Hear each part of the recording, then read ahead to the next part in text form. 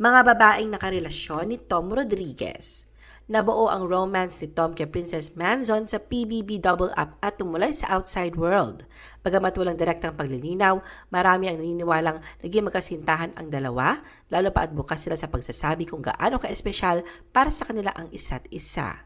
Ayon kay Tom, ayaw niya lagyan ng label ang kung anumang namagitan sa kanila ni Princess pero inamin niyang nililigawan niya ito. Umabot sa 1.5 taon ang relasyon ni Tom kay Kayla Rivera matapos maghiwalay noong April 2014. Kasabay nito ang bulong-bulungang si Tom ang nag-initiate ng breakup. Pero ayon kay Tom, sa lahat ng breakup, kahit na may nag-initiate o wala, ang isang relasyon ay palaging dalawang tao ang involved. Pumasok din bilang third party ang pangalan ni Carla Abiliana, pero mariin itong pinabulaanan ni Tom. 2014, inamin ni Tom na nililigawan niya si Carla matapos ang unang nilang pinagsamahang teleserye ng My Husband's Lover na nauwi sa pagpapakasal noong October 2021.